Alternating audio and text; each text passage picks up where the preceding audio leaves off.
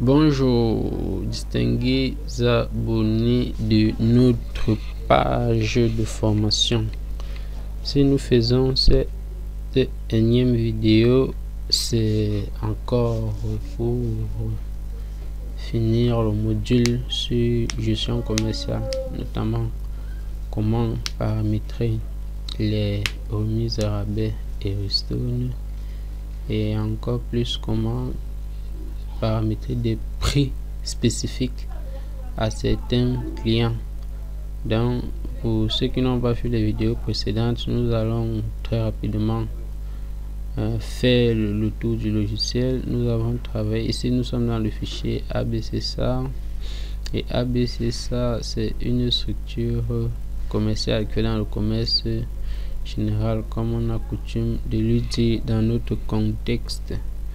Et nous avons travaillé sur le menu structure. Nous avons créé les familles d'articles, nous avons créé les articles, les dépôts de stockage que voici, et à partir de ces éléments là, nous sommes venus à document de stock où nous avons fait des entrées en stock des matières premières, comme vous pouvez constater ici, et remarquez que les marchandises entrent en stock à leur coût d'achat.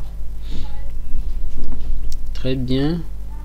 Et après les documents de stock, une fois que nous avons les marchandises à disposition au stock et au rayon, nous pouvons passer à la vente de marchandises. Voilà les factures que nous avons élaborées la dernière fois, factures qui peuvent être présentées sous forme de facture ou encore éditées.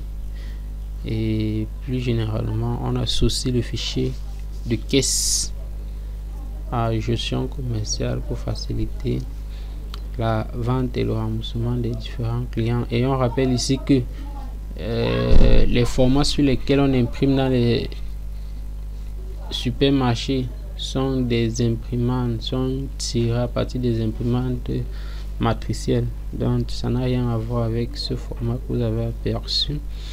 Donc une fois que nous avons fait nos ventes, nous avons vendu là aux clients. Maintenant nous allons donc aborder le sujet de ce jour, qui est celui de paramétrer les rabais, remises et ristournes. Pour ce faire, on vient à la structure, on choisit le modèle barème. On peut également paramétrer des commissions. Généralement dans les supermarchés, on peut mettre les produits, donner des commissions représentant en fonction du chiffre d'affaires qui réalise, et on peut aussi définir des rabais, remises et ristournes. Je rappelle que le rabais est fait pour compenser le défaut de qualité des marchandises, et la remise est effectuée en fonction de la quantité des marchandises achetées. Donc il faut bien faire le distinguo entre ces deux éléments.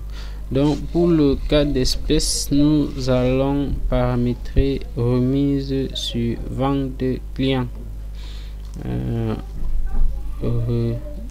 Je vais activer ma majuscule. Remise sur vente. Je vais appeler ça comme ça. Et vous pouvez l'y appliquer. C'est pour définir la période d'application de la remise, parce que les remises peuvent être effectuées en fin d'année, où on fait des soldes, on fait des remises. Les remises peuvent être effectuées à certains clients de façon spécifique. Pour les mêmes articles, on applique 5% à un client parce qu'il est grossiste, et un autre qui est demi-grossiste, on applique plutôt 1% par exemple. Donc nous allons venir là, on va mettre en permanence, ça veut dire toute l'année. Et encore là, si nous mettons le, ça veut dire on va définir une date ponctuelle où la remise sera appliquée. Si on met jusqu'à, ça veut dire de la date du paramétrage jusqu'à la fin de la remise. Ça peut être la fin du mois de décembre, ça dépend des paramètres et des attentes. À partir du également on définit jusqu'en fin d'année bien évidemment, ou encore jusqu'à ce que pendant on définit la fourchette. Donc pour le cas d'espèce, nous allons mettre du 5 février, nous sommes le 5 février au 14 février, qui est la fête des amoureux, sachant que les gens vont faire des ventes pour préparer la Saint-Valentin. Très bien. Et nous pouvons venir ici, vous regardez, on dit on peut appliquer notre remise sur les familles d'articles, et là nous on va simplement mettre sur les produits pharmaceutiques parce que nous sommes en période de coronavirus. Les articles remises sont obligatoires. Ça veut dire que nous devons avoir spécifié les articles. Ah oui, c'est parce que rappelez-vous que nous avons créé nous n'avons pas paramétré les articles liés à la famille des produits pharmaceutiques. Donc on va annuler et on va mettre sur la famille des whisky uniquement. Et les articles remis est obligatoire. Nous allons changer de famille une fois de plus. Nous allons mettre sur les produits alimentaires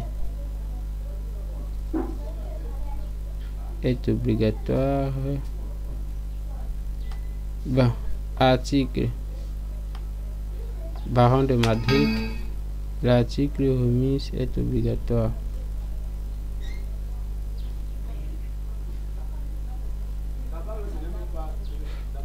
Article remise Baron de Madrid, et on vient ici et valide. C'est parti. Au minéral, c'est parti.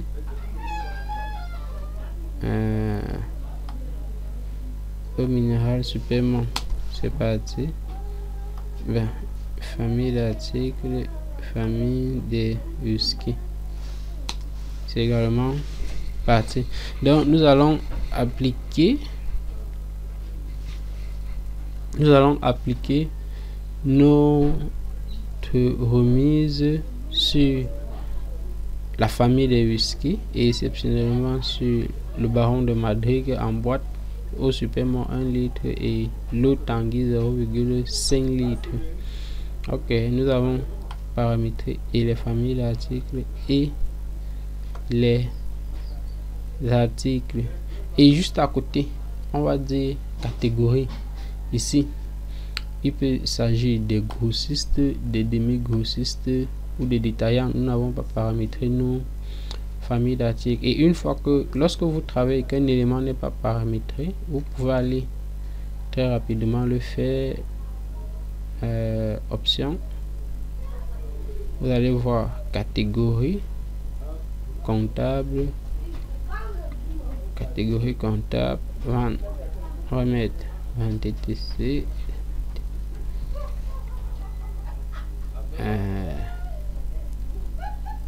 Catégorie structure à propos de votre société.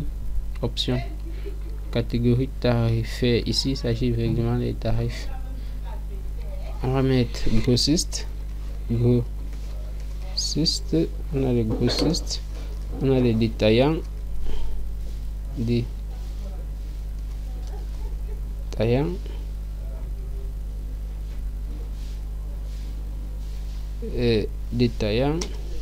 a les demi-grossistes,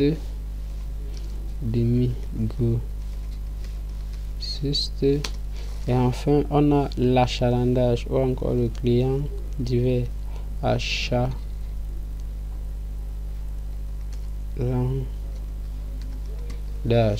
Ok, nous avons paramétré nos catégories tarifaires. Vous pouvez maintenant remarquer ça apparaît sur la boîte, et on peut dire on fait notre remise uniquement aux grossistes et on vient ici, on choisit le client A. Quel grossiste? Qui est notre client grossiste? Nous allons considérer le client Lopez comme notre seul client grossiste. Très bien. Ok, nous avons jusque là défini les paramètres de notre remise, et tout à l'heure, on va mettre, quand il fait un chiffre d'affaires de les achats, bon, nous allons mettre à 50 000 parce que nous n'avons pas beaucoup. Je vais mettre 30 000, c'est un cas d'école. Lorsqu'il fait un achat à hauteur de 30 000, il bénéficie d'une remise de 2%, et je valide.